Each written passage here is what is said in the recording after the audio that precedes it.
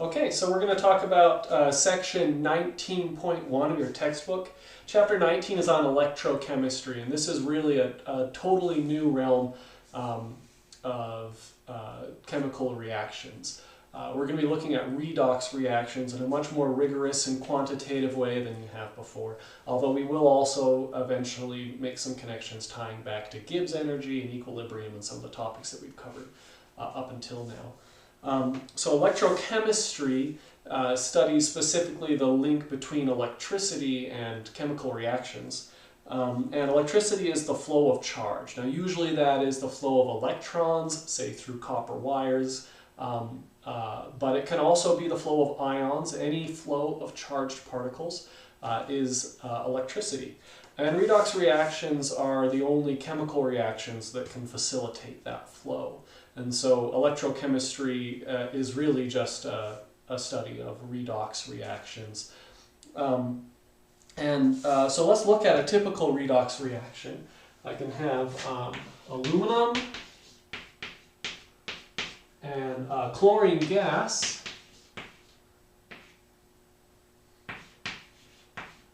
and they are going to form aluminum chloride solid.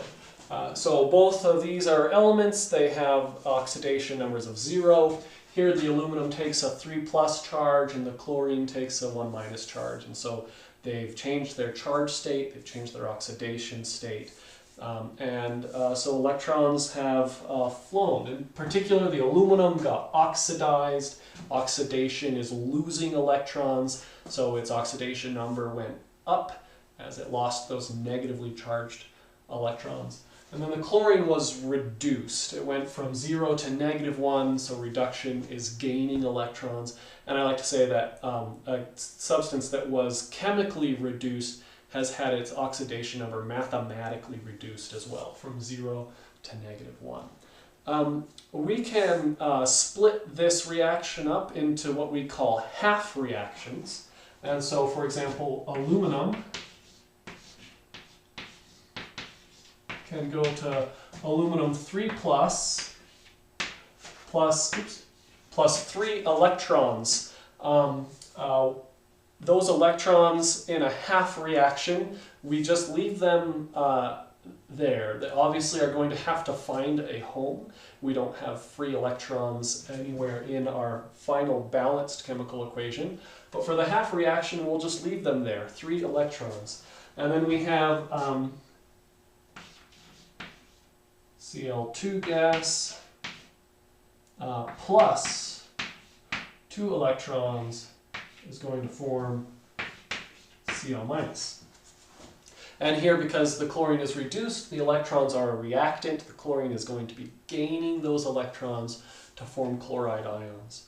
To combine these two half reactions, the total number of electrons have to match. All of the electrons that chlorine gains have to come from the aluminum, and all of the electrons that the aluminum loses have to find a home in the chlorine. And so we make these match by looking at the least common multiple between these two numbers, the 3 electrons here and the 2 electrons there. The least common multiple in this case is 6. A total of 6 electrons will be transferred, and we'll get 6 electrons by doubling the aluminum half reaction and by tripling the chlorine half reaction. And you can see that that actually corresponds exactly to what coefficients we get in that original balanced equation. We combine 2 aluminums with 3 chlorines to get 2 aluminum, 3 chloride formula units as a product. So we will revisit later why it's useful to write redox reactions as 2 separate half reactions. It's actually going to be very convenient for us when we discuss electrochemical cells. But there's just one more interesting situation that I want to look at.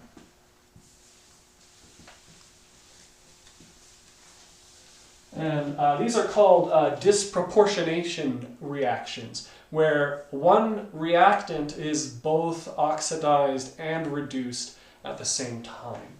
Now that's only possible for metal ions that can take multiple different oxidation states. For example, we can have copper 1 plus form copper 2 plus, or form copper solid. So the copper 1 plus ion can be further oxidized to form the 2 plus ion, or it can be reduced to form copper solid.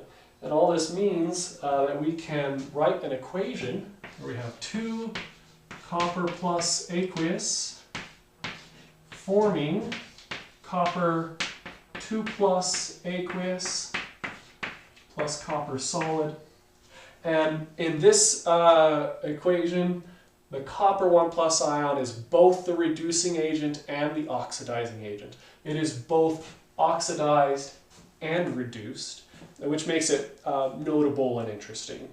We won't stress these disproportionation reactions very much, but if you wanted to talk about this reaction, you could say that one of the copper 1 plus ions was the reducing agent and that the other one was the oxidizing agent. There are 2 of them after all, and each of them took the different path.